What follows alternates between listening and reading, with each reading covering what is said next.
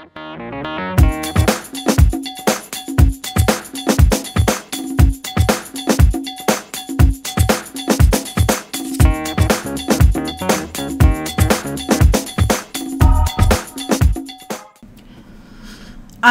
going to be doing a video series on a slight variation of my paper bag album. So I'm starting by doing the chipboard cover. My paper bag albums have chipboard covers and canvas spines. And I am just prepping the paper for the cover.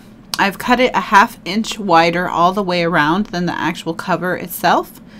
And that way I can cut the corners and then fold them over for a nice clean finished book. And when I cut the corners, I leave a little bit of paper so that it's not right up to the edge, so that the paper will wrap around the chipboard corners. And then I am going to adhere over that to cover the edges where it's wrapped, a piece of paper that's 1/8 of an inch smaller all the way around. Next, I'm going to prepare my hinges, and these are 2 1/4 inch by 5 inch pieces of cardstock, and they're scored at 1 inch and 1 1/4 inches. And this is the variation on my paper bag album. I'm going to fold the base of my bag and crease it, and then I'm going to fold it back the other way and crease it again just to get a nice sharp crease, so that the base of the bag is facing up. And then I'm just scoring it again. So you'll see here that the base of the bag is going to be stuck to the cover so that what you see is smooth and clean. And I'm going to put red sticky tape on one side of one of my hinges, leaving that 1/4 inch gutter in the middle. So just go all the way up to the score line, but don't cross the score line. You want that 1/4 inch gutter in the middle. And then I'm going to adhere it to my bag. So I'm just setting the bag down. You saw where I kind of folded the base up so that this little cardstock piece would be inside the bag, inside the base of the bag. And so while it's flipped up, I'm going to adhere the part that's flipped up down to the other side of the craft cardstock. So you can see I just flipped it over, and now I'm gluing it down. So what you'll have at the end is just the base of the bag on one side and the little cardstock hinge on the other side. So now what I'm going to do is I'm going to adhere the base of the bag as a pocket to the front chipboard cover. So I'm going to take more red tape, and I'm going to put it around 3 of the edges, leaving it open so that it'll form a pocket. So I'm not going to put any on the top edge. I'm just going to put it on the bottom and the 2 sides. And you can see exactly where I'm putting it here. This is all kind of real time and not sped up. And if you see a wide black box around the video itself here, that's because this video file got corrupted and I had to save it frame by frame. And any frames that I was able to save kind of have this black box around them, and I just couldn't figure out how to get rid of it. Okay, so now that I've removed the adhesive, I'm going to adhere it to the chipboard cover. It's really easy. I'm just going to adhere the edge of the bag to the edge of the chipboard, and my goal is to cover the blue paper. So I've got that down, and now I'm going to take the part of the hinge that's sticking out, and again I'm going to put the red tape on it from the score line to the edge. Again, not crossing the score line because I want that 1/4 inch gutter in between my bags. This gives me room for more bulk and more embellishments.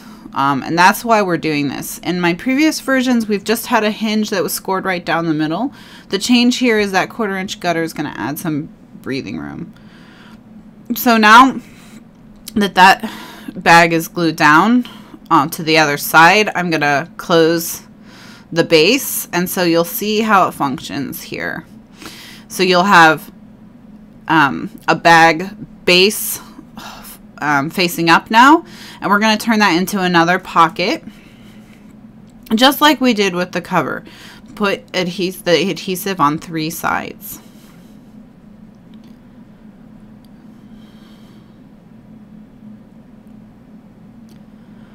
And then once you've done that, we're going to adhere another bag, another folded bag. We're going to adhere the base of that bag to the base of this bag. And when the two bases are together, they're going to have a pocket in between them for a small photo mat. So that's why we're doing it this way. If you don't want a pocket for a small photo mat, you can just put adhesive all the way around, and that'll make your bag a little bit stronger. It's up to you.